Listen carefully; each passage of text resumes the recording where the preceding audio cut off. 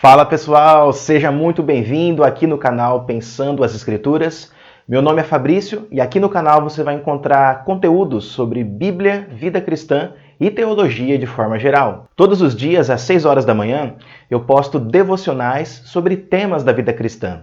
Antes de você sair de casa para o trabalho, você pode assistir a esses vídeos e ir para o trabalho refletindo sobre a palavra de Deus. Além desses devocionais, 2 vezes por semana temos também conteúdos voltados para teologia e para temas bíblicos de forma geral. Toda terça e toda sexta às 6 horas da tarde. Então, para você não perder nada do que é postado aqui diariamente, se inscreva no canal e ative o sino de notificação para que dessa forma o YouTube te avise toda vez que um novo conteúdo for postado aqui, combinado? Pessoal, chegamos finalmente no 4º e último vídeo da série Olhares Escatológicos. Se você não assistiu os 3 vídeos anteriores que nós postamos aqui, eu vou deixar o link de cada um deles na descrição aqui embaixo desse vídeo. Depois que terminar, entra lá e assiste porque o conteúdo está bem legal e bem interessante. Dito isso, qual é a 4ª e última corrente escatológica? Antes de fazermos considerações sobre ela, roda a vinheta.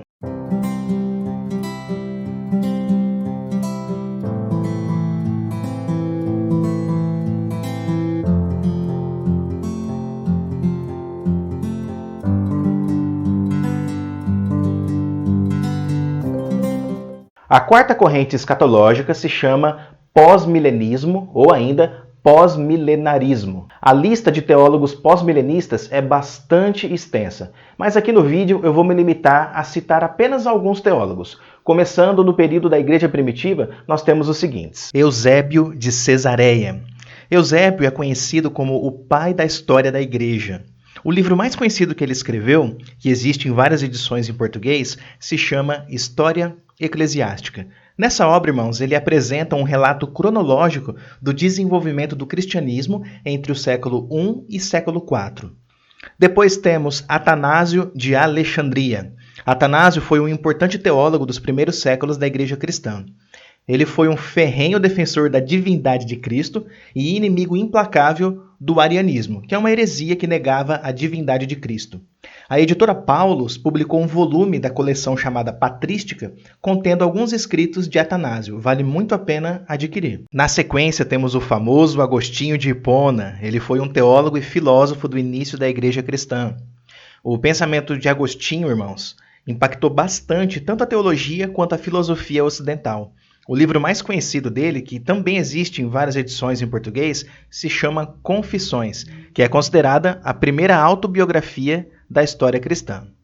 Agora, vamos considerar alguns teólogos mais próximos da nossa época. Na lista nós temos João Calvino. Pessoal, aqui existe um debate. Amilenistas dizem que Calvino era amilenista e pós-milenistas dizem que Calvino era pós-milenista. Bem, Calvino escreveu comentários de quase todos os livros da Bíblia, mas infelizmente ele não escreveu sobre o livro de Apocalipse. Mas apesar disso, irmãos, outros livros da Bíblia também falam sobre escatologia, e não só Apocalipse. E Calvino escreveu sobre esses outros livros. Então, quando a gente analisa os textos de Calvino, a gente percebe que ele nutria uma esperança pós-milenista. Por exemplo, comentando Isaías 66:19, ele escreveu o seguinte, observe. O conhecimento de Deus será disseminado por todo o mundo. A glória de Deus será conhecida em cada parte do mundo. Então nós percebemos aqui uma esperança pós-milenista no reformador francês. A seguir temos John Owen. Owen foi o mais importante teólogo puritano. Ele é chamado por alguns de o teólogo dos teólogos. Uma obra bem conhecida dele, irmãos, se chama Comunhão com Deus Trino, obra publicada pela editora Cultura Cristã. E o John Owen foi um pós-milenista na sua escatologia também. O próximo teólogo é Jonathan Edwards. Edwards foi um teólogo calvinista e missionário entre os índios americanos. Ele é o autor, irmãos, do famoso sermão citado por muitos pastores, intitulado Pecadores nas mãos de um Deus irado. A seguir temos Charles Hodge, foi um teólogo presbiteriano e também um dos maiores expositores e defensores do calvinismo histórico. Ele escreveu uma robusta teologia sistemática que foi publicada pela editora Agnus. Depois temos R.C. Sproul. Ele foi um teólogo calvinista, autor de muitos livros, vários deles traduzidos em português. Irmãos, Sproul era um mestre por excelência. Ele tinha uma capacidade tremenda de explicar conceitos complexos numa linguagem bastante simples e acessível. Existem 2 obras em português em que ele expõe alguns temas do pós-milenismo. A primeira delas se chama Os Últimos Dias segundo Jesus. E a outra obra, Estes São os Últimos Dias, que faz parte da série Questões Cruciais, que é uma série de livretos teológicos que a editora Fiel publicou. Se você não tem, eu encorajo você a adquirir toda essa coleção. É um material bastante rico e bastante instrutivo também. E o último teólogo pós-milenista que eu separei aqui na lista é o Kenneth L. Gentry. Ele é um teólogo presbiteriano reformado. Sem dúvida, irmãos, é um dos maiores propagadores do preterismo parcial e do pós-milenismo da atualidade.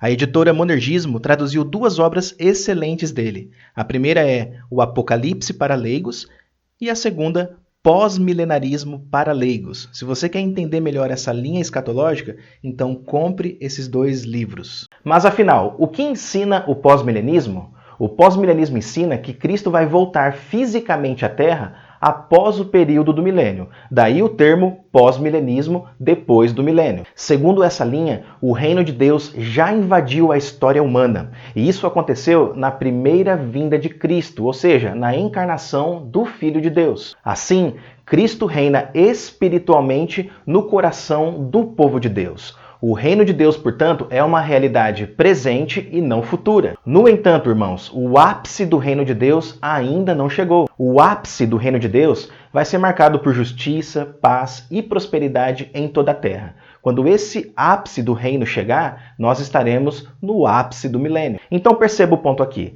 De acordo com o pós-milenismo, o reino de Cristo já foi inaugurado na primeira vinda de Cristo, mas o ápice do reino ainda não chegou. O ápice, o ponto máximo, a era dourada desse reino é um acontecimento futuro. Mas esse período de ouro marcado por paz, justiça e prosperidade em toda a terra deve acontecer antes da segunda vinda de Cristo e não depois dela. Além disso, assim como o amilenista, o pós-milenista também acredita que o milênio é simbólico. A duração exata do milênio pertence ao conhecimento de Deus apenas. Uma segunda marca do pós-milenismo é a sua abordagem interpretativa do livro de Apocalipse. O pós-milenista acredita que a melhor abordagem para entendermos passagens proféticas da Escritura é a abordagem chamada preterismo parcial. Isso significa que a maioria das profecias escatológicas se cumpriu no passado na geração de Cristo. Um exemplo disso é a grande tribulação de Mateus 24:21. Segundo o pós-milenismo, esse acontecimento se cumpriu no ano 70 depois de Cristo, ou seja, na época de Jesus. E de que maneira se cumpriu a grande tribulação? Se cumpriu quando o exército romano invadiu Jerusalém, saqueou o templo e destruiu toda a cidade. Observe com atenção as palavras de Cristo. Em verdade lhes digo que não passará esta geração sem que tudo isto aconteça. Conforme o contexto, irmãos, tudo isso engloba a grande tribulação também. Dessa forma, com a destruição de Jerusalém no ano 70 depois de Cristo, Deus colocou um ponto final na era judaica e inaugurou a era cristã. Isso implica dizer que não precisamos temer uma grande tribulação no futuro. Uma terceira marca do pós-milenismo se dá em relação à forma de entender o anticristo. O anticristo não é uma pessoa que vai surgir no cenário mundial no fim da história. Ao invés disso, o anticristo é impessoal, é um movimento herético que opera na história através dos falsos mestres para que eles ensinem falsas doutrinas. Observe o que o João escreveu. Todo espírito que não confessa isso a respeito de Jesus não procede de Deus. Pelo contrário, este é o espírito do anticristo, a respeito do qual vocês ouviram dizer que viria e que agora já está no mundo. O espírito do anticristo estava presente na época de João e ele continua presente em nossos dias também. Por exemplo, as seitas modernas são provas de que o espírito do anticristo continua em atuação. Perceba, irmãos, que esse ponto é semelhante ao amilenismo. A única diferença, porém, é que o pós-milenismo não acredita num anticristo pessoal e futuro. Agora considere a besta de Apocalipse 13. Muitas linhas escatológicas afirmam que a besta de Apocalipse 13 e o anticristo são a mesma coisa. Todavia, o pós-milenismo não enxerga desse jeito.